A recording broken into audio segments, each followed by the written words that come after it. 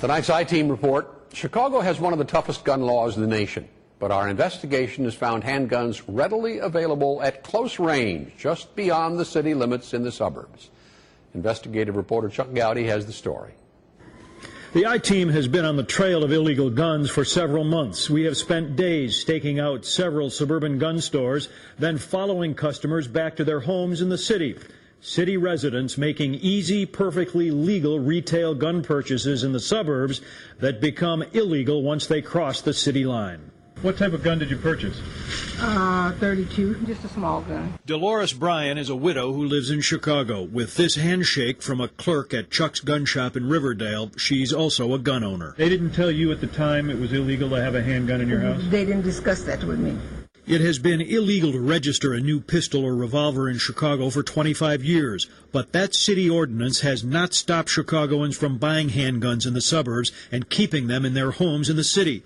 Some of them end up being used to commit stick-ups and murders. 70% of the guns that are recovered in crimes in Chicago and in the suburban areas come originally from within the state of Illinois. These are the faces of some of the 37 Chicago public school children killed by guns since the beginning of the last school year, and the face of Chicago policeman Michael Seriali, murdered in 1998 by a gang shooter with a gun that originally came from a suburban store. As each victim falls, families, activists, and survivors take aim at suburban gun shops. The I-Team watched 3 suburban gun shops located within a mile of Chicago's border to see how easy it could be to get a gun into the city. Store owners know whether buyers are from Chicago because all state firearm owners' cards require an address. We saw Chicago residents visiting suburban gun stores and returning to the city with gun cases, paper bags, and boxes. Some wouldn't talk about what they bought or where they would be taking it. Don't ask me, go. One gun store shopper arrived in a school bus owned by a company that serves the Chicago public schools. A few, faced with our findings, admitted they kept guns or ammo in Chicago. Who is this person right here? Is that you? 26-year-old Chicagoan Jason Cunningham owns a 9mm handgun. You know it's illegal in Chicago to own a gun? Okay, but I also previously used to be a security officer also. All right, but you know it's illegal to own a gun in the city of Chicago? Yeah, I'm sure. I know that. Jason's mother says her son was never a security guard, and his grandmother says he bought the gun for just one reason. But he's never used it. He just bought a gun because he lives down in the ghetto. Dolores Bryan, the widow you met earlier, also says she bought her gun for self-defense. I had a gun and somebody broke in and took it. Oh, a handgun? In my house, yeah. I see. What kind of gun was that? That was a 32.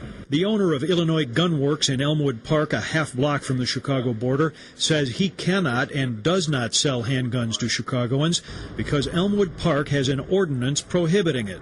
Basically, all we can do is turn them away. And people argue with that? Sometimes.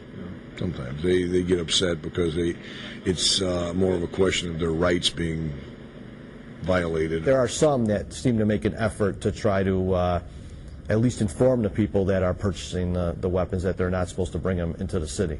There are many other suburban stores that will sell to Chicagoans. The past 5 years, police have recovered 6,000 guns in Chicago, purchased by Chicagoans from suburban stores. I don't think you can deny that the proximity is a big reason why there's that relationship. According to federal reports, this South Suburban store led the nation in the number of guns that ended up being used in crimes, more than 2,300 in a 4-year period.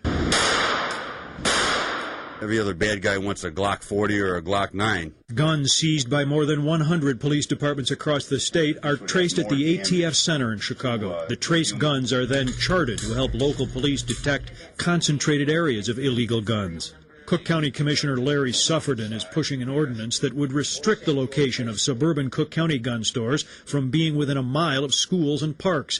Suburban says most gun shops would be closed down by early next year if the ordinance passes. When you see the number of children and others who are being shot in the streets and you realize where these guns are coming from, we have to take a stand. The owners of Chuck's Gun Shop in Riverdale and Shore Galleries in Lincolnwood both declined to be interviewed for this story, but both men